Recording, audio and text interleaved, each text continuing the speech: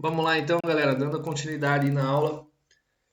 Alguns conceitos aí que eu vou passar para vocês, comuns aí, como eu menciono já desde o início, a gente poderia ver esses conceitos aí desde pequeno lá na escola, né? Não necessariamente somente no momento de tirar a habilitação. Um deles é aqui, né? A galera vai falar o que que é? É uma rotatória, beleza, mas esse círculo ao centro da rotatória, como que é o nome? Né? Acredito que ninguém de vocês aí tenha o conhecimento. Esse é chamado de ilha, né? Então, ilha geralmente é uma terra cercada lá por água. Na questão do trânsito, vai ser lá uma terra, seja com grama ou sem grama, né? Pode ser até feito um calçamento aqui, cercado por asfalto ao redor, né? Então, isso vai ser o conceito de ilha. E aqui, né, o conceito de canteiro central. Geralmente a gente fala, né, que não pode transitar, passar por cima, tal, no canteiro central. É o divisores aí de pistas, né? Essa calçadinha aqui no meio entre as pistas. E falando já de pista, fica aí a pergunta principal, né? Conceito de faixa, pista e via. Garanto que ninguém de vocês durante a vida aí parou para analisar a diferença, se há, se não há, se há diferença, qual a diferença entre faixa, pista e via. Um vídeo bem curtinho aí a gente reforça o conteúdo aí pós o vídeo. Sim, há diferença aí, né, de faixa, pista e via.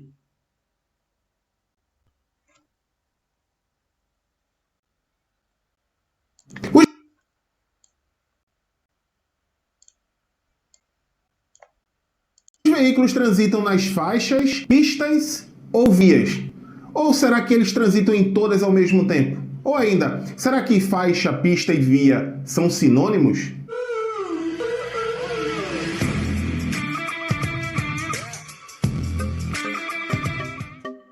Olá, eu sou o professor Carlão, muito bem-vindo e muito bem-vindo ao Manual do Trânsito, um canal que fala de trânsito de uma forma descomplicada. Se você procura aqui no YouTube assuntos sobre trânsito, sejam notícias, curiosidades, legislação, educação para o trânsito ou qualquer assunto relacionado à mobilidade humana, aqui é seu lugar. Antes de qualquer coisa, quero dizer, se você quiser realmente se aprofundar no assunto de hoje, fique até o final porque eu vou lançar a parte 2, a continuidade desse vídeo aqui. Mas para a gente falar exatamente da pergunta que eu fiz, eu vou deixar aí na imagem para que você me responda. Nessa imagem, quantas vias você vê? Bom, eu vou facilitar. Eu vou te dizer, então, qual é o conceito de via segundo o Código de Trânsito Brasileiro. Via é a superfície por onde transitam veículos, pessoas e animais, compreendendo a pista, a calçada, o acostamento, ilha e canteiro central. E agora ficou mais fácil? Quantas vias nós temos nessa imagem? Vai ficar muito mais fácil agora. Olha só. Nessa imagem, para facilitar, nós vemos aí uma única via. Perceba que nós temos calçadas em ambos os lados, pista, canteiro central e pista, e ainda assim trata-se de uma única via. O que é que acontece? Os extremos dessa via, nós temos aí as construções, são os prédios, os edifícios. Estes, obviamente, não fazem parte da via. A via se inicia a partir do momento que nós saímos das edificações. Então, quando o cidadão sai da sua casa, por exemplo, e coloca o pé na calçada, ele já está na via, porque a calçada é parte da via. Se ele atravessa pela pista até o canteiro central, ele continua na mesma via até ir ao outro extremo. Portanto, a via é toda essa extensão que vai de uma calçada de um lado à calçada do outro. Quando nós falamos de rodovias, a via se inicia no acostamento de um lado até o acostamento do outro. E por que pista é diferente de via? Porque a pista são as áreas onde os veículos circulam, normalmente entre meios-fio. Então nós temos aí na imagem uma pista onde tem um automóvel azul e outro vermelho, e ela se inicia assim que se desce da calçada até o início do canteiro central. Nós temos uma pista. Depois do canteiro central, nós temos do outro lado, onde tem um caminhão amarelo, uma outra pista. Então, o que é que nós podemos dizer? Que esta é uma via que contém duas pistas.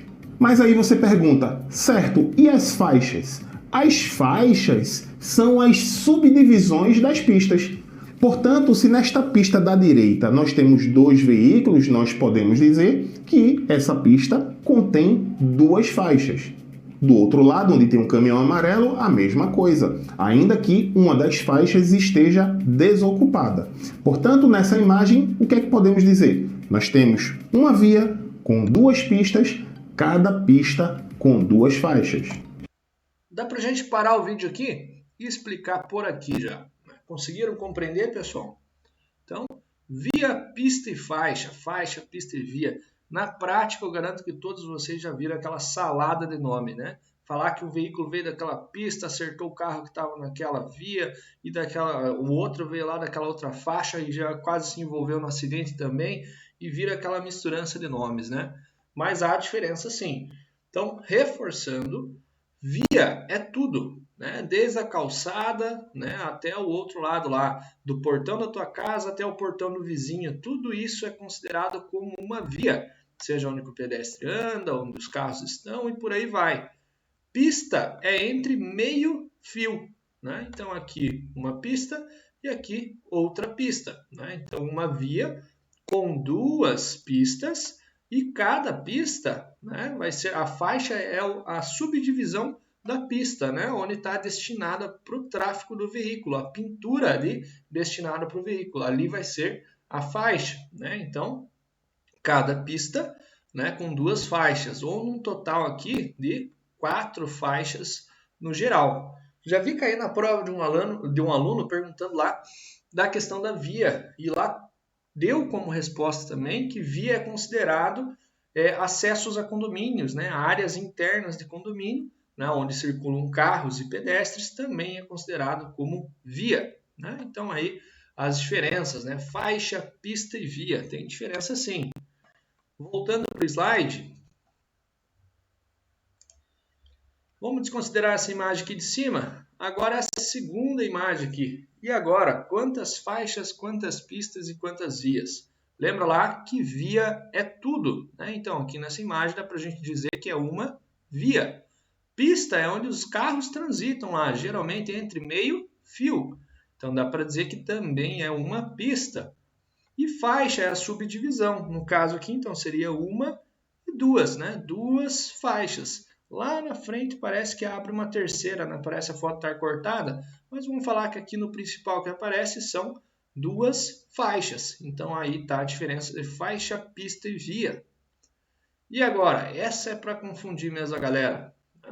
Realmente, na prática, é confuso, né? Mas vamos dar uma analisada geral. Lembra lá que via é tudo. Vamos desconsiderar essa saidinha aqui, ó. Vamos falar que fosse o meio fio continuasse reto aqui, né? Como se não tivesse essa saída.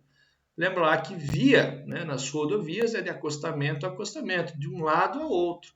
Então aqui daria para dizer que a via poderia ser tudo, né? Seja quem está vindo de lá e quem está indo. Então uma via é tudo, né? Pista é onde os veículos transitam, geralmente entre meio fio. Então aqui onde está o caminhão laranja, meio vermelho, uma pista. Aqui onde está os cones com caminhão branco, outra pista. E aqui daria para dizer, né, também entre meio fio, outra pista. Então aqui nessa parte, 1, 2, 3 pistas, né? 4 talvez aqui nesse pedacinho. E a faixa, né, é a subdivisão, é onde os veículos transitam, né? Então aqui onde está o caminhão 1, aqui do lado dele 2, onde está o caminhão branco 3, onde está os cones aqui 4, essa lateral aqui 5, aqui 6, né? E com a saída quase que 7 faixas, vamos falar assim. Sim, é confuso na prática, né? Mas só para a gente compreender os termos, né? Porque às vezes cai interpretação. O trânsito, a gente vai falar lá na próxima aula, que ele sempre se dá pelo lado direito, né? Pode ver, do condutor, né? Quando você está dirigindo, você sempre vai estar para o lado direito, né? Então, o caminhão aqui está indo para o lado direito dele e quem está vindo aqui também está para o lado direito. E às vezes cai pergunta simples. O motociclista, ele transita, né?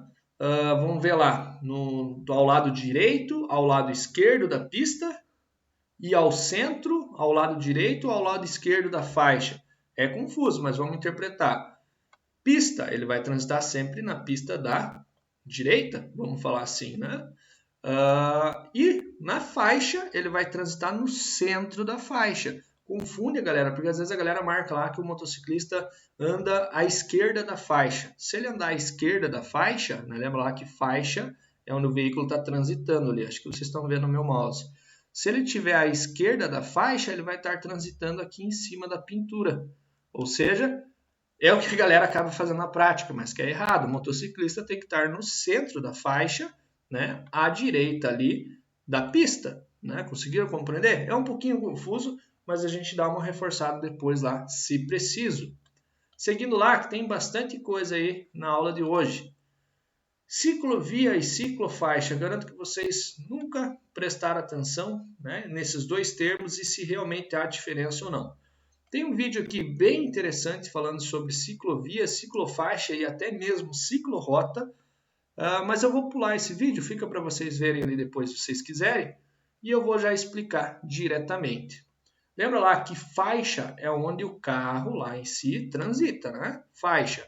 Então a ciclofaixa vai ser uma faixa pintada para a bicicleta transitar, onde o veículo tem fácil acesso aqui. Então isso seria uma ciclofaixa. Geralmente tem a tartaruga, que a gente chama aqui, né?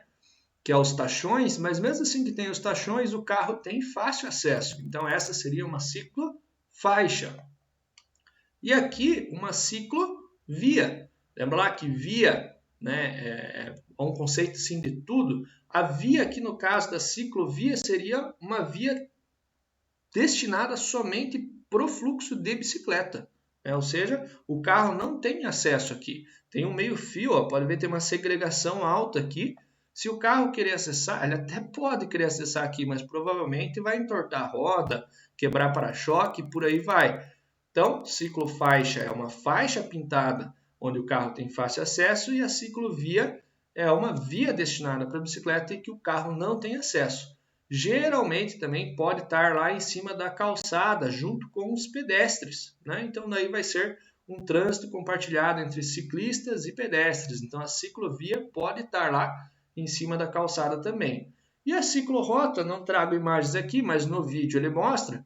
A ciclorrota na nossa região aqui a gente não vê, talvez mais lá para São Paulo. São ruas comuns aí, né? Que o trânsito é compartilhado por carros e bicicletas. A velocidade é bem reduzida dos carros e tudo isso expressamente dito em placas. Então vai estar lá a placa dizendo que o trânsito é compartilhado com bicicletas e carros. Essa seria lá praticamente a ciclorrota. E alguns conceitos aí, pessoal, sobre ciclista. Garanto que todos vocês aí já foram fora da lei aí um dia. A questão é, quando você vai andar na via, né, em si, lá na rua, de bicicleta, aonde que você anda?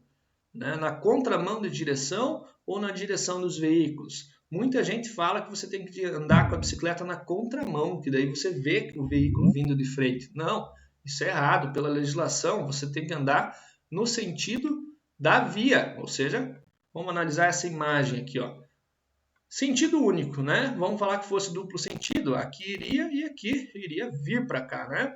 Você vai andar sempre pelo lado, no sentido da via, né? Aqui é um sentido único. No caso, a direita, que a faixa da direita vai ser onde tem a menor velocidade sempre.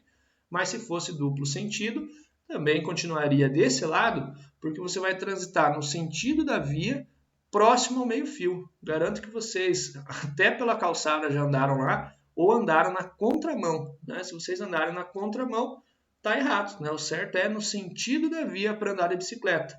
E lembra lá dos conceitos de vias rurais e urbanas? Cai a pergunta lá, o ciclista ele não pode andar em duas vias. Né? A gente vai reforçar em aula isso ainda. Em quais delas? Nas que tem maior velocidade. Então, nas rurais, o ciclista não pode andar, né, lá na rodovia, por causa da velocidade. E nas urbanas, ele não pode andar na via de trânsito rápido, justamente por causa da velocidade, né, e do perigo. Salvo se tiver ciclovia ou ciclofaixa, né? E além disso, aí é meio que um furinho ali, né? Sabemos que o trânsito ali no acostamento é perigoso, mas a legislação acaba permitindo o ciclista andar no acostamento da rodovia se tiver lá então. Então, o ciclista não pode transitar na via de trânsito rápido, nem na rodovia, salvo se tiver ciclovia, ciclofaixa ou faixa própria. No caso ali da rodovia, o acostamento. Aí o ciclista pode andar lá. Outra pergunta que cai de ciclista lá, você está dirigindo o teu carro, né? Aqui não tem uma imagem para mostrar, mas vamos falar que você está dirigindo o teu carro lá e você vai ultrapassar um ciclista. Qual a distância que você tem que dar do ciclista ao ultrapassar ele? Essa pergunta cai bastante. Eu vi gente reprovar por uma questão e errar justamente essa.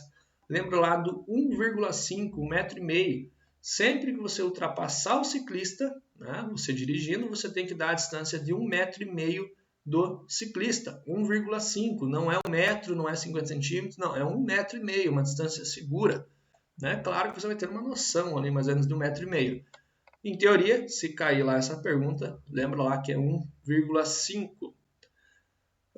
Curiosidades de fiscalização, aqui dá para passar, pessoal, somente sobre os radares aí, né, que a gente chama de pardal, radar e tal, né, mas tem os nomes corretos. Fixo controlador, fixo redutor, isso próximo a escolas, onde tem muito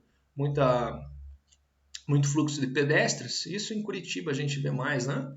E o portátil lá, que é como se fosse uma pistola aqui, o policial lá ele aplica, né, aponta para o veículo e pega a velocidade do veículo vindo. Não vejo cair questões sobre isso lá, né? Mas são curiosidades, a gente pode discutir melhor depois. Classificação dos veículos. Eu dou uma passada rápida aqui, pessoal. Peço que vocês reforcem na apostila de vocês lá, que lá vai estar bem descrito, né? Sobre essas questões, tração, espécie e categoria. Tração é o que move o veículo, o que puxa ele lá. Então vai ter o automotor, o elétrico, né, o motor elétrico, o tração animal, que vai entrar carroça, charrete, por aí vai. Propulsão humana, que daí nesse caso entraria a bicicleta, skate, tudo que use, né, a força humana para se locomover. O reboque, que entraria a carretinha, que geralmente vai atrás do carro ali, né, aquela carretinha pequena. E o semi-reboque. O semi-reboque é como se fosse uma carreta maior, né? Geralmente onde parte do peso da carga vai em cima do outro veículo. Né? Então, como se fosse o caminhão em si. Né? Espécie, para que ele serve? Então, ele pode ser lá para passageiro, para carga, ele pode ser misto, tanto para passageiro quanto carga. Alguns veículos especiais, ele pode ser de coleção, né? Tração e competição. Deem uma reforçada na apostila isso depois. Categoria particular, que daí é o comum aí, pode ser o de aluguel, né, ou até mesmo de trabalho, né, que é o placa vermelha que a gente chama. O oficial, né, vai ter lá também o diplomático. Esses vai estar ligado às questões do governo, né? Tanto lá dos governantes quanto aí de polícia e por aí vai. E o de aprendizagem, que é o veículo lá da autoescola. Em cima disso, né, eu achei que ia mostrar as placas já. A gente já vai falar das placas dos veículos. Tem as dimensões também.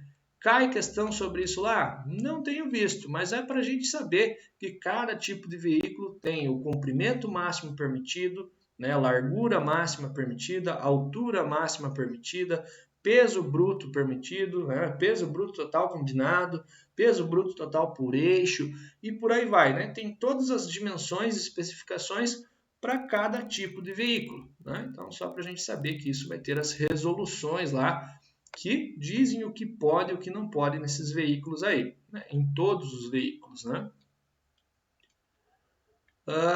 Identificação, essa eu vejo cair bastante lá. Né? Como se dá a identificação do veículo? Né? E a pessoa às vezes marca lá que é pela numeração do chassi nos vidros. Sim, ela vai ser uma identificação também, mas geralmente alguém, né, foi uma pedra no vidro lá e quebrou o vidro, a pessoa troca o vidro do carro, o vidro trocado ali não vai ter a numeração. Né? Então a identificação do veículo se dá, né, da forma externa e da forma interna, né? Ou seja, externa pelas placas do veículo e interna pela numeração do chassi, ambas, né, constando lá no documento. Né? Então, a identificação é externa e interna. Algumas infrações, a gente vai passar lá um dia falando sobre infrações, mas, por curiosidade, identificação violada ou falsificada, principalmente as antigas que tinham o lacre ali, ó, às vezes rompia o lacre, pode entrar aqui, né? Identificação violada. Sem uma das placas, né? O maior erro que a galera faz, às vezes atravessa lugares com enchente, né? Alagados, e acaba perdendo uma das placas do veículo. E daí a pessoa acha que não dá nada, mas não, imagine, em todo o território aí, o seu veículo é o único que vai ter aquela placa. Nenhum outro veículo vai ter uma placa com a mesma numeração. Se tiver lá, é clonado, né? Então, se você perder uma das placas, você tem que ir na polícia e fazer o boletim de ocorrência para daí no Detran, para daí pedir uma liberação para eles emitirem lá, para eles liberarem para você fazer uma nova placa, né? Que não esteja registrado devidamente licenciado e esse sem visibilidade ou legibilidade. Quem aí já viu os carros ou até mesmo o caminhão, geralmente, que viaja bastante e a placa lá está suja, que não dá nem para enxergar a numeração, sem visibilidade ou legibilidade. Ou às vezes até apagada, às vezes o número lá, a tinta sai e já está apagada. Tudo isso vai dar uma infração gravíssima de R$ 293 e alguns centavinhos e além da remoção do veículo, né? Ele pode ir lá ser removido. Seguindo lá, chassi dá para passar, que é só por curiosidade, cada letra, cada número, né, tem um significado, local, país onde foi fabricado, fabricante, modelo, carroceria, ano e por aí vai. Cada númerozinho, cada letra do número do chassi tem um significado lá. Não vejo cair isso lá em questão, mas por curiosidade, né? As placas, isso também peço para vocês reforçarem lá na apostila, porque é pura interpretação, né? Você olhar, ver ali as placas e interpretar o que pode ser. Então vai ter lá a placa oficial, representação diplomática, o particular, que é o veículo comum aí, veículo de aluguel, que é o veículo de trabalho, e o veículo de aprendizagem, que é o da autoescola, né? No documento dele, no cadastro junto ao Detran, ele fica como um veículo de aprendizagem, né? E daí veio lá, em 2019, a famosa placa Mercosul. Na minha opinião, né, eu preferia a placa antiga, né, porque seriam 3 letras e 4 números e ainda tinha cidade em cima. Se acontecesse um acidente e a pessoa, né, que causou o acidente saiu lá, acabou fugindo, era mais rápido de você identificar a placa, né? Agora, a Mercosul são 3 letras, um número, uma letra, mais 2 números, além de não ter a cidade aqui em cima, né? Só estar Brasil. Eu acho um pouquinho mais complexo de você conseguir memorizar rápido, né? Uma placa, né? Dependendo da precisão. Mas foi o que colocaram e é o que está em vigente, né? Até hoje. Então, a particular ficou desse jeito, comercial e aprendizagem ficou desta forma, ficaram igual daí, né? Não tem diferença igual tinha aqui. Ficaram, né, branca com as letras vermelhas, né, o fundo branco com as letras vermelhas. O especial, esse daqui é aquela questão dos veículos de fabricantes, né? Geralmente antes deles porem em linha de montagem, lá, de rodagem para comercialização, eles acabam fazendo os testes com os veículos com essas placas verdes aí. Aí oficial diplomático, como eu falei, né, vai entrar nas questões do governo lá. E o colecionador, né, aquele carro, não vou lembrar agora, pessoal, se é 20 ou 30 anos, né, de pós-fabricação e que ele tenha uma certa porcentagem de originalidade, ele pode ter lá a placa preta, né, que chamam, que é a placa de colecionador. Quando eles mudaram para Mercosul, eles deixaram cinza, né, eles deixaram cinzinha, assim, tiraram aquele charme. Lembra lá dos direitos, né, e deveres? Com toda certeza, os colecionadores foram atrás lá e conseguiram alterar daí para a placa preta. Pelo menos ficou aí, né? Ficou a Mercosul, mas ficou o fundo preto, que era o charme, né, dos carros de coleção. Certificado de registro do veículo. Agora a gente vai falar um pouquinho sobre documentos. Isso é muito importante. Essa aqui sim, isso cai com frequência lá. O que é o CRV? Certificado de Registro do Veículo. Ele vai ser nada mais, nada menos o recibo, aquele que você preenche no cartório para transferir a propriedade, né? No caso, transferir o veículo em si. Hoje em dia não está sendo mais impresso, né? Então, quem tem aí no carro antigo que está no verdinho, né, no CRV, tranquilo, ele consegue fazer a transferência. Hoje, se você comprar um carro, ele vai ser tudo digital. Você preenche lá no computador, imprime e vai no cartório lá, faz o reconhecimento e transfere o veículo. Então, do CRV, hoje atualmente chamado de ATPVE, que é uma autorização para transferência de propriedade, né, do veículo digital ou eletrônica, e amplo serve para transferência lá, basicamente, do veículo. Esse é um documento de porte não obrigatório, CRV, lembra lá, CRV não é obrigatório, né? CRV é o recibo, não é obrigatório. E daí vai ter o CRLV, tem um L lá no meio agora, né? O que vai ser? Vai ser o certificado de registro de licenciamento do veículo, né? Ou licenciamento veicular. Essa é a taxa que você paga do licenciamento anual, né? Era 80 e pouquinho, né? Esse ano aí de 2023 subiu para 90 e pouco, 90? 92, não vou lembrar. Sei que era 80 e pouco, agora é 90. É uma taxa obrigatória que você tem que pagar para ser emitido o CRLV anual. Esse sim, esse é de porte obrigatório. Esse daí, se você for parado numa blitz ou algo assim, o que eles vão pedir? O CRLV. Então, tem o L no meio lá, é um documento de porte obrigatório. Lembra lá. Beleza, né? Então, ele vai ser licenciado anualmente, desde que não tenha débitos, né? Tributos, multas ou aviso de recal. Aviso de recal é geralmente da empresa, né? A fabricante, quando lança lá uma marca, um modelo. É bem provável que vocês já viram propaganda na TV, né? Veículos da série tal, a número tal, passem na concessionária fazer a revisão. Geralmente dá um problema numa peça e eles pedem para que os proprietários vão trocar, né? Aí eles fazem um bloqueio no sistema, né? E você só consegue pegar o documento novo se você fizer consertar lá o que eles acabaram fazendo de errado lá, né? Trocando a peça ou algo assim.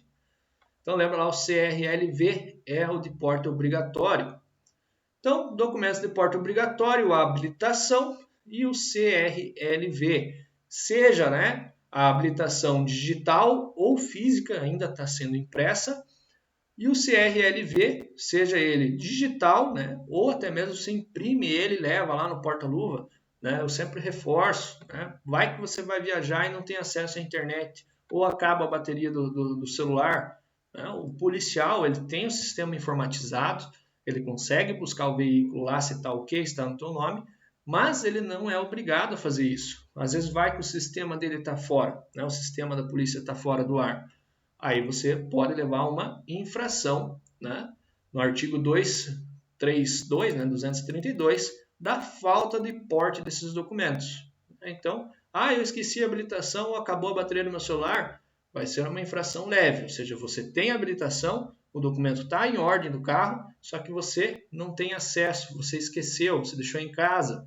Aí vai ser uma infração leve, R$ 88, e o veículo vai ficar retido até você conseguir apresentar o documento. Mas a infração ali, né, de R$ 88, você vai ter que pagar. LADV, licença de aprendizagem de direção veicular. O que é a LADV ou a LADV? Né? Então ali vai ter quem expediu, né? O Detran, lembra lá que o Detran forma o condutor, vai ter o nome, identidade, CPF, RENASH, que é aquele númerozinho de vocês lá da habilitação, categoria pretendida, né? O nome do CFC e por aí vai. Nada mais, nada menos, e além do prazo de validade. É um papelzinho impresso parecido com esse, que é como se fosse uma habilitação para você poder dirigir o carro da autoescola. Né? Então, quando você passar lá no teste teórico, né, das 30 questões, você vai receber a LADV, a LADV. Sim, é de porte obrigatório nas aulas, né? Então você tem que levar nas aulas práticas. Isso é o que mostra, o que comprova que você é um aluno e que você está apto lá a poder dirigir o carro da autoescola. Se acaso, porventura, o carro da autoescola for parado ou acontecer lá digamos, um acidente, uma blitz, ou qualquer situação, né, que envolva uma fiscalização, eles vão pedir lá, né, a credencial do instrutor e a LADV, ou seja, a LADV. Se o aluno falar esqueci, né, então vai caracterizar que é uma pessoa inabilitada dirigindo o veículo. Então, é de porte obrigatório nas aulas. Cuidado lá para não esquecer, beleza? E reforço na questão ali, né, do dia do teste. Muitos alunos esquecem de levar isso no dia do teste prático. Como que você vai fazer o teste prático lá com o examinador se você não tiver a tua LADV em mãos? Né? Durante as aulas, né, é de porte obrigatório, reforçando, e tem autoescola às vezes que até não deixa fazer a aula se esqueceu, né, a LADV. Beleza, mas na autoescola ainda é aula só, né? A parte, às vezes dá um jeitinho, às vezes consegue buscar tal. Mas no dia do teste, se você esquecer dela, o que acontece? Simplesmente não faz o teste. Reforço, então, é um documento de porte obrigatório durante as aulas e lá no teste também, principalmente no teste. E reforço para quem usa óculos aí, né? Para quem tem problema de visão e que ficou constando lá na avaliação médica que você usa a lente corretiva, né, o óculos, não esqueça de levar no dia, né? Então, porque se você não tiver com óculos, você não faz o teste. É a mesma coisa de estar sem a LADV também. Não faz, né? É um item, um documento obrigatório, lembra lá. Processo de habilitação. Então, vocês aí vão tirar a permissão para a categoria A, que é moto, permissão para B, que é a carro, de carro, permissão para A, B, no caso quem está tirando carro e moto aí também, e autorização para conduzir ciclomotor, que é a CC. Essa eu trago porque está na lei, mas a gente não vê por aí, né? No Sul acho que não tem nenhuma autoescola que forneça essa ACC. O que seria essa ACC? Autorização para conduzir ciclomotor. Então aquelas motinhas de baixa cilindrada lá, elas precisam sim ser maior de 18 anos e ter a autorização para conduzir ciclomotor, aquelas motos de até 50 cilindradas. Na prática, a gente não vê essa fiscalização em cima da ACC, né? Ela é nada mais, nada menos do que uma habilitação. Você tem que passar pelo curso teórico, pelo teste prático, tudo. Só que daí é uma ACC, para você conduzir aqueles ciclomotores, né? A gente chama de motinhas, aquelas motinhas de até 50 cilindradas. Não temos, né, por aí, a gente não vê na nossa região, porque vai sair a mesma questão de você já ir fazer direto a A, né? Então, deixa a ACC de lado, vocês já sabem o que é, e a gente comenta aí mais da A e B, né, que é o que vocês vão tirar. E pode ter também, às vezes, lá A, CC e B, né? Reforço aí para quem for tirar a carteira de moto, né? Quem está tirando a carteira de moto, dá uma reforçadinha ali, dá uma às vezes, né?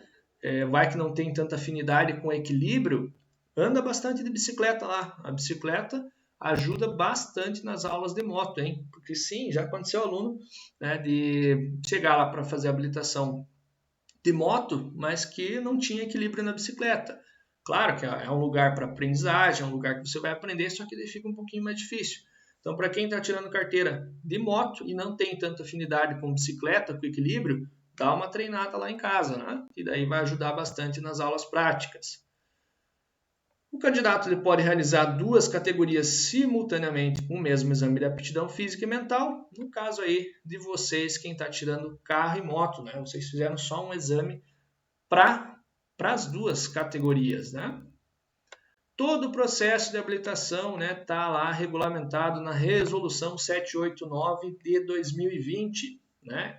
Então, seja aqui com a gente aí na autoescola, seja em qualquer outra autoescola, o processo é exatamente o mesmo. A carga horária de aula é a mesma, né? Seja teórica, prática e por aí vai. O processo é exatamente o mesmo, né? O que vai mudar é a forma do instrutor da aula, talvez preço, valores e por aí vai. Mas o processo de habilitação é exatamente o mesmo, está tudo lá na resolução.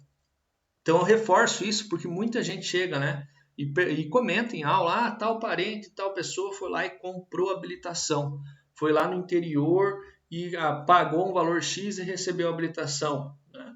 Ou falam, né, de CNH facilitado e não sei o quê. Isso é tudo furado, pessoal, né? Tudo furado, porque existe uma lei a ser seguida. Tem lá o pessoal lá que antigamente era mais comum a gente ouvir falar lá que o pessoal foi lá e comprou tal, né? Mas isso entra como crime, né? Hoje, dificilmente, né, que alguém que faça isso. E se faz, se tem alguém, quer dizer, às vezes a gente até vê anúncios na internet, tanto a pessoa que está fornecendo, quanto a pessoa que está tirando, ambos vão estar cometendo um crime, né? Ou seja, desrespeitando uma lei. Os dois, se forem pegos, podem ser sim penalizados, porque existe um processo a ser seguido aí, né? Então nada mais justo do que você dar a entrada ali, passar por todas as aulas e fazer o processo tudo certinho, né? Para não ter dor de cabeça. Todo o processo ali, né, tem uma validade de 1 ano, reforçando aí, né, ao pessoal. Claro que vocês vão tirar bem antes, né, essa habilitação. Mas eu digo que às vezes a galera faz lá, né, pode acontecer às vezes a reprovação lá no exame teórico, no prático. Não é tão a vontade da pessoa tirar a habilitação, não é tanta naquele momento, da pessoa falar, eu vou fazer o reteste mais para frente, eu vou fazer mais para frente, e vou deixando. E nesse deixar, lembra lá que você tem o prazo de 1 ano para tirar a habilitação. Se você reprovou num exame ou algo assim e deixou passar lá, né? Se passar 1 ano, você tem que refazer o processo tudo de novo. Se for já no ano seguinte, às vezes o Detran ele consegue fazer o reaproveitamento de algumas questões, mas esse reaproveitamento geralmente vai ser das aulas teóricas e as aulas práticas, né? Mas as taxas você vai ter que pagar tudo de novo, exame médico, exame de vista, exame teórico você vai ter que fazer de novo, digamos se você parar lá no exame prático, né? Para daí ir lá para o exame prático, ou seja, como se fosse fazer tudo de novo aí, né? Então lembra lá que é o prazo de 1 ano para tirar a habilitação. Curso teórico, que é o que a gente está passando aí, né? Então a gente vai ter tanto para a categoria de carro, né? Carro ou moto, ou carro e moto, ou só carro, né? A gente vai ter 18 horas de legislação, que é o que a gente está vendo aí, 16 horas de direção defensiva, 4 horas de primeiros socorros, meio ambiente também 4 horas, meio ambiente e cidadania, e mecânica básica, né, 3 horas. Na minha opinião, poderia aumentar um pouquinho mais aqui a carga de mecânica, porque é muita coisa para 3 aulinhas, ou seja, um dia de aula, né, que totaliza 45 aulas teóricas, né? A ACC não vou nem comentar, né, pessoal? Se a gente aqui, na habilitação comum, em 45 horas, a gente vê que é muita coisa para aprender, imagine na ACC lá, em 1 hora de mecânica lá, o que você vai aprender. Então, deixamos a parte aí ACC. Então, seguimos aí com o nosso curso aí de 45 horas. Curso prático, né? A galera pergunta, como que vai funcionar lá a prática, a carga horária e por aí vai. Hoje, né, está sendo dessa seguinte forma, né? Então, primeira habilitação, quem está tirando carro, né, que é a B, ou moto, né, vai fazer 20 aulas práticas, tanto de carro ou tanto de moto. Né? Quem está tirando só de carro, 20 aulas de carro. Quem está tirando carro e moto, 20 aulas de cada um. A CC eu não vou nem comentar. Aí, futuramente, vocês podem fazer adição ou mudança. Então, no caso, quem está tirando só a B agora, e daí, ano que vem eu vou querer adicionar a de moto. Aí você paga os testes lá, né, de aptidão física, médico e por aí vai, os testes que eles pedirem, né, que o Detran exigir, e daí você vai direto para a aula prática, né? Você não precisa passar pelo curso teórico de novo. Aí você já faz 15 aulas, diminui aí 5 aulas lá na prática depois nessa adição. Mesma coisa quem tirar a carteira de moto e querer adicionar de carro depois, né? São 15 aulas daí. Somente a categoria C, D e E, que é para caminhão menor, ônibus e carreta, que daí a pessoa, além de ter que fazer o exame toxicológico, né, precisa fazer 20 aulas práticas daí, né? Então, continua sendo o número de aulas igual na primeira habilitação. Então, vamos falar que você quer tirar a carteira lá de caminhão, de ônibus, seja o que for depois, você faz os testes, né? Aptidão física, né? Mental, o teste de visão, tal. e faz o toxicológico, tudo liberado, vai direto para a prática, não precisa passar mais pela teoria, né? Aprovação, a galera pergunta, teórico, reforçando, são 50 minutos de prova, 30 questões, e dessas 30 questões você tem que acertar 21. Prática, como que vai ser lá? Você vai fazer a baliza, fez a baliza tudo certinho, você vai para a rua. Andou lá na rua, lá, deu uma volta lá no quarteirão, fez tudo certinho, sinalizou, fez tudo que o examinador pediu. Só esperar ali que em questão de alguns dias já chega a habilitação, né? Até então ela está sendo impressa, né? Aí você vai ter ela tanto impressa quanto acesso digital lá na carteira digital, né? O aplicativo disponível pro celular de vocês, né? Porém, a galera pergunta, né? Além da aprovação, o que pode ter a reprovação, né? Infelizmente, faz parte aí, pessoal, do processo. Se a pessoa errou lá, não acertou as 21 questões, ou fez alguma coisa, alguma falta eliminatória, ou acumulou pontos lá no teste prático, a pessoa tem que fazer o reteste. Então, eu reforço aqui porque a galera sempre me pergunta, né? Sobre o reteste, reforçando teórico e reteste prático. Reteste teórico, se você ir lá e por acaso reprovar, tem duas possibilidades de você fazer o reteste teórico. O teste teórico é lá no Detran, lá aqui na nossa região, aqui em São José, vai ser lá na Cidade Jardim. Então você consegue, se acaso houver reprovação, você consegue fazer por conta o reteste, né? Então você vai ter que emitir taxa, emitir guia, pagar, entrar no sistema, né? Não, sou leigo, não sei como funciona o sistema lá, vai ter que tentar acessar a agenda, vai ter que tentar marcar lá a data do teu teste, do teu reteste, né? Reforçando, reteste. Porém, tem a possibilidade de fazer pela autoescola também, né? Aí pela autoescola você paga a taxinha para a autoescola só marca e manda o comprovante para você, né? Então tem essas duas possibilidades, por conta ou pela autoescola. Não vou saber de valores agora, pessoal, mas dá uma diferença mínima ali, direto, né, pelo sistema ou pela autoescola, né? Pouca coisa. O prático que eu reforço, porque a galera tem bastante dúvida do prático. O prático tem como você remarcar o teste sozinho?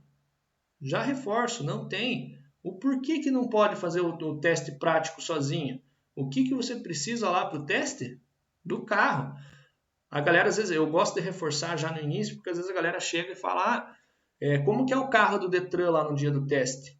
Como que é o carro do Detran? Não tem carro do Detran. Talvez o Detran tenha o carro lá dos oficiais, lá de quem trabalha lá dentro do Detran, né? O carro pro teste é o carro da autoescola. O mesmo carro que você vai fazer as 20 aulas é o carro que você vai fazer o teste lá no dia. Então, se acaso houver uma reprovação, o reteste prático é o único que você só consegue fazer pela autoescola, porque você vai precisar do carro, né, de aprendizagem lá no dia do teste. Então, o carro da autoescola vai ter que estar lá no reteste para você, bem como o examinador, né, lá em si também, e o instrutor da autoescola validando, né, o teste e o reteste de vocês. Então, reforço, né, o teórico até você consegue marcar reteste por conta ou pela autoescola, né? E o prático você só consegue somente pela autoescola, porque você precisa tanto do instrutor lá e do carro lá no teste, né? Então, reforçando. Mas vamos confiante que todo mundo vai passar de primeira aí, né, pessoal? E reforço, se acaso houver uma reprovação, faz parte, né? Dá uma treinada lá, continua, que é compensador, né? Quando você pega a tua habilitação na mão, a sensação ali, o prazer de você estar habilitado é show de bola, não tem explicação. Sobre a habilitação, né? Então você vai pegar lá a permissão e vai ficar com ela por um ano, né? A permissão, a provisória, né? Que a gente fala. Então, após um ano que vai ser emitida a tua CNH definitiva. A partir de ser emitida a definitiva que conta a pontuação lá na habilitação, que era 20 pontos, aí o presidente anterior alterou para 40, Mas dependendo da infração que você cometer, ele pode baixar para 30, como pode baixar para 20, como era antigamente. A gente vai falar isso lá em infrações. Só que nessa permissão que você vai pegar aí, você não pode cometer nenhuma infração. Quer dizer, você pode cometer infração, mas tem algumas específicas que você não pode cometer. As infrações, né, a gente vai ter um dia somente disso, mas vão ser lá, de natureza leve, média, grave e gravíssima.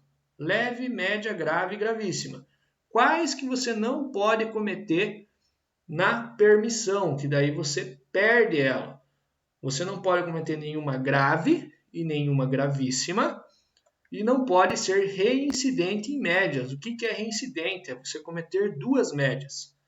Eu estou com a permissão e cometi uma média. Não dá nada. Eu estou com a permissão e cometi uma leve. Também não dá nada. Agora, se você cometer duas médias, ou uma grave ou uma gravíssima, você acaba tendo, né, a não obtenção da CNH, né, e obriga o candidato a reiniciar todo o processo de habilitação. Fazer todos os exames, fazer a aula teórica de novo, fazer as aulas práticas, fazer todos os testes.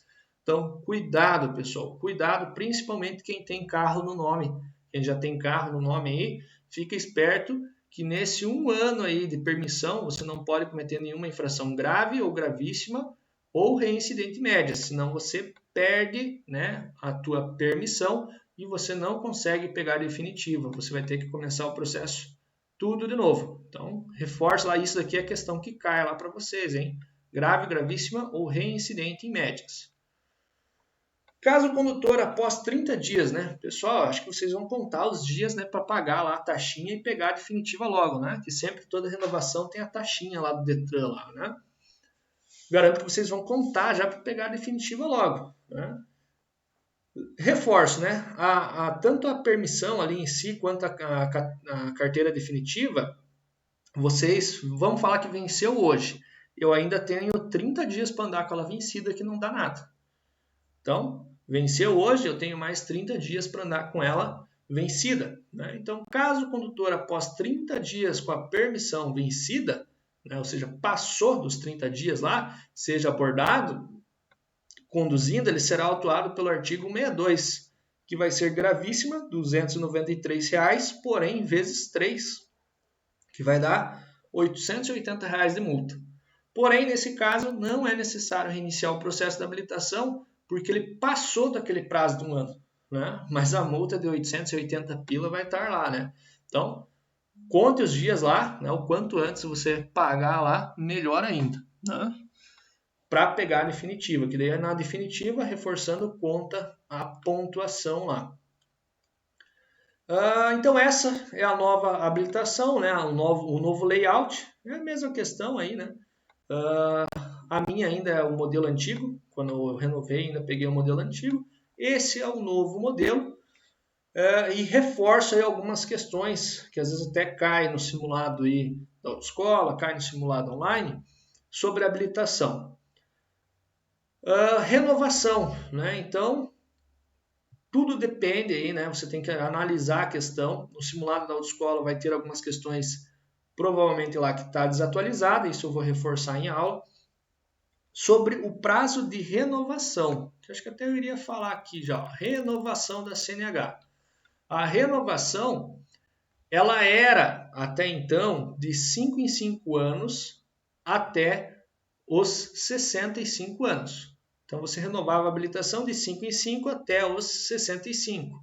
O presidente anterior lá alterou essa lei, né? Agora, a renovação, a habilitação, ela é válida de 10 em 10 anos, então ele aumentou o prazo até os 50. Então, era de 5 em 5 até os 65, agora é de 10 em 10 até os 50. Né? Tem questões lá que está caindo desatualizado, até mesmo no site, né, do Detran lá está caindo o de 5 em 5 até os 65. Né? Então, isso eu vou reforçar ainda de novo com vocês. Aqui dá para passar, não vou focar tanto em artigo do CTB, pessoal. O que eu reforço lá é o médico examinador lá, ele pode estabelecer prazos menores sempre que julgar necessário. Então, o médico lá, quando você passa pelo teste lá de aptidão do médico, ele que vai dizer para quanto tempo que você vai ter a renovação, né? Para quanto tempo você vai ter, né, a habilitação. Geralmente quem usa óculos tal, às vezes pega para menos, né? Pega para um prazo menor. Então, quem julga o prazo da tua habilitação vai ser o médico, né? E agora a gente vai para as categorias dos veículos, né? E a galera, às vezes, aqui, a princípio, tá tranquilo, né? Às vezes a galera pergunta sobre o EAR, né? O EAR, o que é o EAR, né? O EAR exerce atividade remunerada. Nada mais, nada menos do que 3 letrinhas que vai atrás da tua carteira, que é geralmente para trabalhar como Uber, táxi e por aí vai, né? Algumas empresas exigem lá ter o EAR, outras não, né? Então é só 3 letrinhas que vai lá atrás da tua habilitação, né? Nada demais. Então, beleza, acho que é isso. Categorias, agora vamos para as categorias dos veículos. Categoria A, para quê? E cai bastante pergunta sobre isso, né? O que você pode dirigir com a categoria A? Veículos de 2 ou 3 rodas, com ou sem carro lateral. Então, no caso, o ciclomotor, motoneta e motocicleta, né? Tem aquelas motos que tem o carro lateral, né? Geralmente, aqui no Brasil a gente vê mais carregando botijão de gás, né? Fora do Brasil, geralmente vai um passageiro do lado. Então, veículos de 2 ou 3 rodas com ou sem carro lateral. E entra no 3 rodas o triciclo, né? Então também pode ser com a categoria A. Ciclomotor, essa que precisa da ACC, né? Ciclomotor, motoneta, aquela que você monta sentado, né? Ou seja, como se fosse sentar numa banqueta, né? Numa cadeira. E a motocicleta, aquela que você joga a perna lá por cima dela, como se fosse montar em um cavalo. Tudo isso vira moto, né? Então, comprei uma moto, comprei uma motinha lá, né? Então, ciclomotor, motoneta e motocicleta. Definição de triciclo, basicamente, lembra lá que são 3 rodas, né? 2 rodas na frente, uma atrás, ou 2 atrás, uma na frente, continua sendo triciclo. Então, os triciclos que circulam na rua aí, entra a categoria A, né? Que é para moto. Categoria B, cai bastante pergunta lá, pessoal, sobre isso, né? Categoria B é até 3.500 kg de peso bruto total e com no máximo de 8 passageiros. Então, o carro comum, essas SUV e tal, né? O carro comum, até mesmo a Kombi. A galera pergunta, a Kombi é a categoria B? Se no documento dela tiver que até 8 passageiros, pode a categoria B. Se tiver que é mais que 8 passageiros lá no documento, aí já muda a categoria, já não pode ser mais. Teve algumas edições especiais da Kombi que ela veio para mais passageiros. Aí não pode ser a B, vai ter que ser lá a categoria D que a gente já vai falar. Então lembra lá que a B é para carro, né, em si, comum, até 3.500 kg de peso bruto total e no máximo 8 passageiros. Quadriciclos dá para passar aí, né? A gente não vê circulação por aí, né? Quadriciclos, quando já dá para dizer o nome, né? 4 rodas, né? Mais utilizado em área interna, né? Área rural, às vezes, né? Em fazendas. Definição de caminhonete e caminhoneta. E aí, qual a diferença de caminhonete ou caminhoneta? Garanto que vocês já ouviram falar os dois termos. E daí fica a dúvida. Qual está certo? Qual está errado? Né? Os dois estão certos? Os dois estão errados? E agora? A caminhonete, ela com E no final, ela é aberta lá atrás. Né? Ou seja, a carga, né? Ela é um veículo misto, né? Onde vai carga e passageiro. Porém, né? A carga vai separada do motorista e ocupantes, né? Vamos falar do veículo, né? Então, caminhonete é de caçamba, a carga vai lá fora. A caminhoneta, ela é a mesma estrutura, pode ver, só que ela é fechada lá atrás. Então, a carga, ela também é um veículo ali, tanto para carga quanto para passageiro, e a carga vai junto dos ocupantes. Então, essa daí seria a caminhoneta, né? Só por curiosidade, garanto que vocês não tinham esse conhecimento. Então, caminhonete T é caçamba, caminhonete Tá é fechada lá atrás. Categoria C. Então, a gente falou que A é de moto, B para carro e C. Para que vai ser a C? A C vai ser para veículos com mais de 3.500 kg de peso bruto total e no máximo 8 passageiros. Então, ele passa de 3.500 kg agora. Então, vai ser o caminhãozinho pequeno, né? Esses caminhões aí precisam da categoria C, né? Até mesmo aqueles caminhões lá que entregam material de construção, aqueles caminhões caçamba que entrega areia, pedra, ele precisa da categoria C. Tá? E sim, por curiosidade, essas duas aí também precisam da categoria C. Calma aí, a galera sempre fala, não, mas a 250 não precisa. Vamos interpretar. Né? Essa daqui é a F250, né? Uma enorme de uma caminhonete. Esse modelo aqui, ela é a 4x4 e cabine dupla, né? Além da caçamba estendida, então ela é super comprida. Ela passa no documento de 3.500 kg brincando. Né? Então vai dar lá mais de 3.500 kg de peso bruto total, caracterizando que ela precisa ser a categoria C, ou seja, é o peso do veículo mais a capacidade de carga na caçamba não pode passar de 3.500 kg.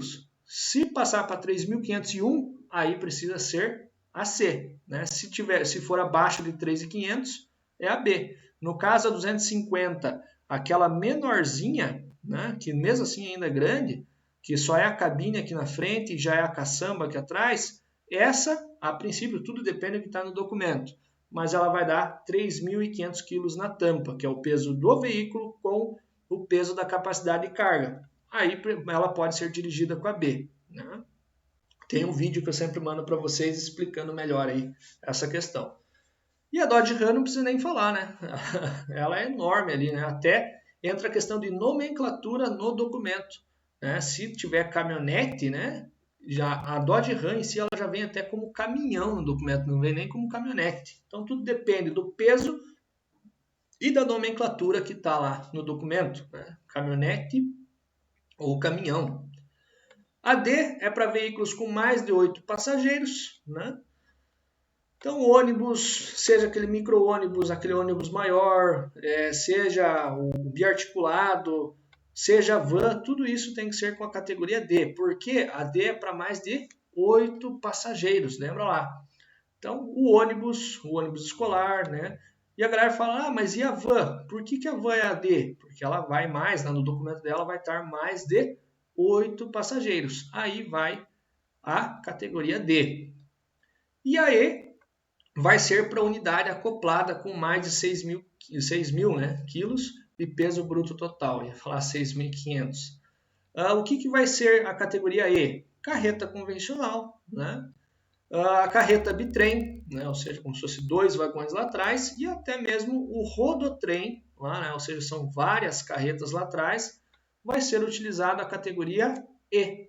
Né? Então aí fechou as habilitações, né? Numa imagem resumindo. Categoria A, moto. B, carro. C, caminhões pequenos. Né? D, veículos com mais de 8 passageiros. E E, as carretas lá. Não vejo cair em teste, mas só para esclarecer. Já teve aluno que me perguntou sobre o tal do motorhome. Né? Então, por curiosidade, aqui ó, vamos ver no Google. Motorhome.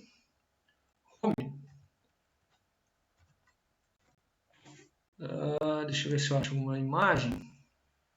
Ó, geralmente o motorhome ele é feito com caminhõezinhos, né? Com caminhões e tal. Então, o que a gente tem a esclarecer do motorhome? Né? É uma brecha que tem lá na lei, né? Ainda mais hoje em dia está se tornando comum aí a galera querer viajar, né, com motorhome. Por exemplo, aqui, ó, pode ver que ele é um caminhão maior, né? Então, esse caminhão aqui, em teoria, ele precisaria ser a categoria C para dirigir, né?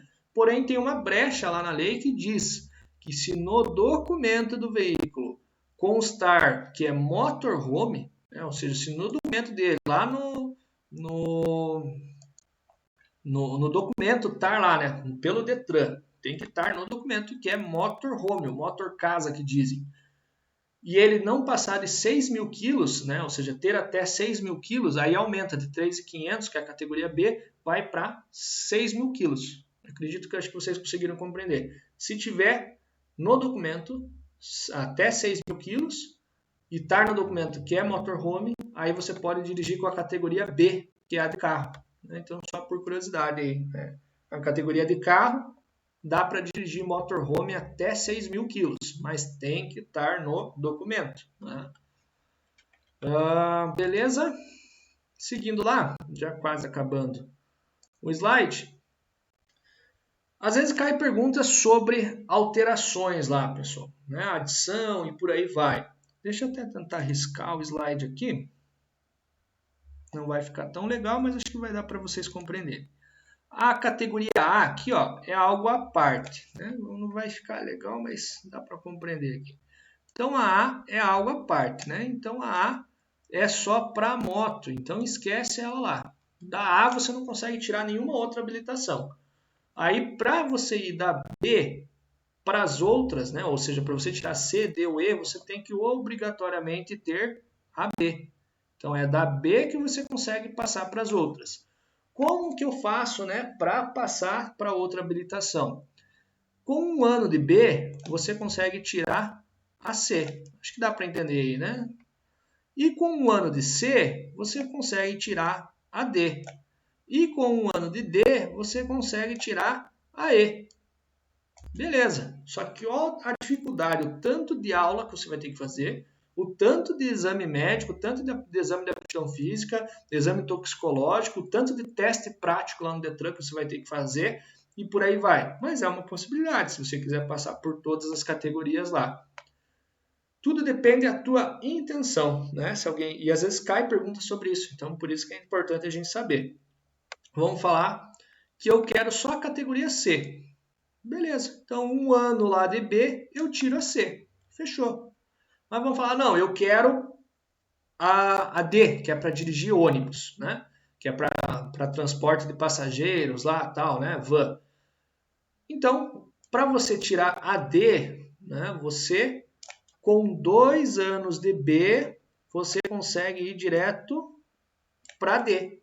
Então, é isso que a galera faz, geralmente. Espera 2 anos de B, né? E vai para D. E lembrando, né? Deixa eu achar o pontinho aqui que sumiu. Tá aqui. A D, né, no caso, ela supre a necessidade das anteriores. Quanto maior a habilitação, ela supre a necessidade das anteriores. Lembra lá, né? Então, 2 anos de B, eu consigo ir direto para E, para D. Né? 2 anos de B, eu consigo ir para D. E 1 ano de D, eu consigo ir para E. Né? Então, ou seja, deu 3 anos e fiz 2 testes, né? 2 exames, né? E por aí vai. Só que, professor, mas meu sonho mesmo é carreta. Meu sonho é carreta mesmo. E eu quero dirigir, quero viajar aí o mundo dirigindo caminhão. Né? O Brasilzão aí, né? Eu quero caminhão. Então, há outra possibilidade mais rápida para você chegar na E. Eu digo que às vezes a galera com a D já supre, né? Porque dirige caminhão pequeno e o ônibus, né? Agora, da B para você tirar C é 1 ano, né? Então, 1 ano de B você pula para C. E 1 ano de C você consegue ir para E. Né? Então, há essas possibilidades de pular lá. Né? Então, daí, em 1 ano, né, de C você consegue ir para E.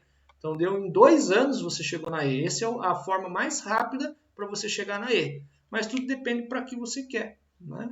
Então, às vezes, você quer só a de ônibus, às vezes compensa então você esperar 2 anos e ir direto para D. Você faz só um teste. Né? Então, reforcem, tem uma imagem que eu mandei para vocês explicando melhor isso, porque pode cair perguntas sobre lá. Além, né, da questão da habilitação, cai a idade lá, que é os 21 anos. Né? Ter os 21 anos para conseguir tirar as outras habilitações. Reforcem lá na apostila, beleza? Seguindo lá, funções remuneradas. Não vejo cair questões sobre funções remuneradas, mas para reforçar aí, né?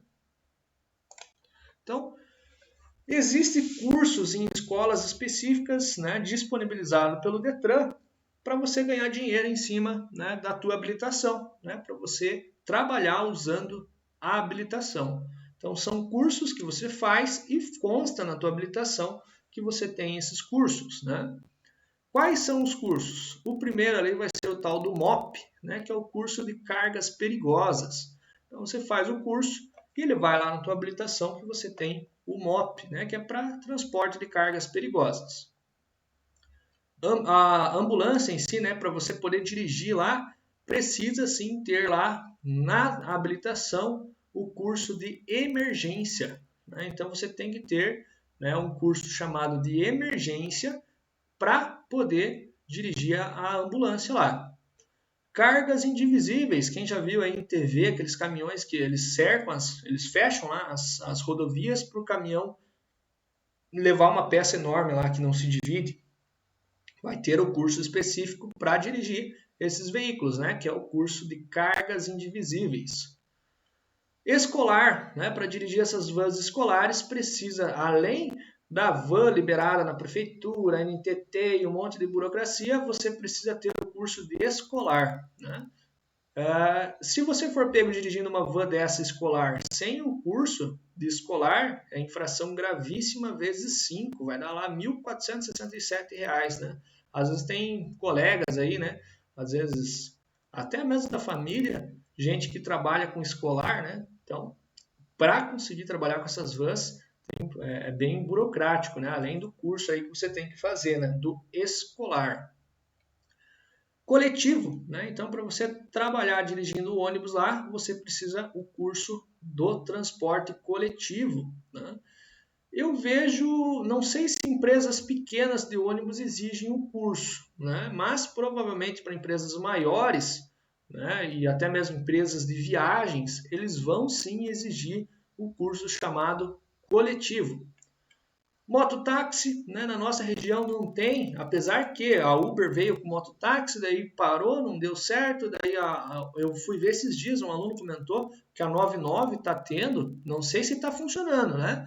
Não sei nem a parte burocrática, como que eles estão liberando, se está tudo sendo dentro da lei ou não. Porque existe sim o curso de mototáxi para ser realizado, né? Na nossa região, não, a gente não vê, né? Para você poder realizar lá o transporte de passageiros em moto. Para o lado de Foz do Iguaçu ali a gente já vê, né? E para outras regiões aí acaba se tornando comum, né?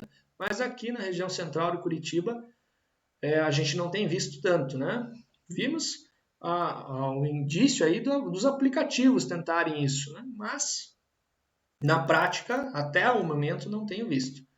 E sim, por último aí, para a gente finalizar o slide, moto frete, né? Então, moto frete, para você andar lá com aquela moto e fazer entrega de pedidos de produtos, você tem que ter o curso na habilitação chamado de moto frete, né? Além da habilitação, na habilitação, o curso de moto frete, você tem que ter a caixinha adesivada, né, com aquelas faixas refletivas, o colete refletivo lá, geralmente aquele colete verde, a anteninha, corta-pipa, a placa tem que estar cadastrada lá como veículo de trabalho, né, ou seja, placa vermelha, e por aí vai, né? Na prática, essa questão aí do motofrete a gente não vê ser fiscalizado.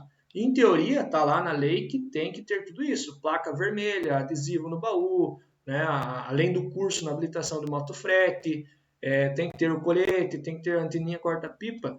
Na prática, é aquela questão, tem habilitação, tem uma moto e seja feliz aí fazendo as entreguinhas, né? Porque a fiscalização geralmente vai cair em cima da documentação do veículo, se o veículo está documentado e se a pessoa é habilitada.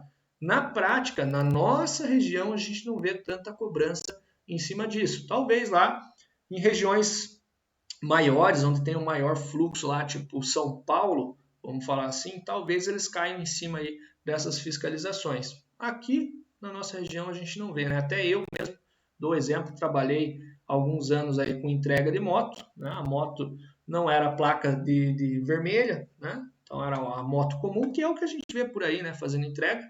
Fui parado várias vezes pela polícia, nunca questionaram, nunca falaram isso. Mas, por curiosidade, existe sim o curso chamado moto frete. E fechamos aí mais um slide. E é isso, pessoal.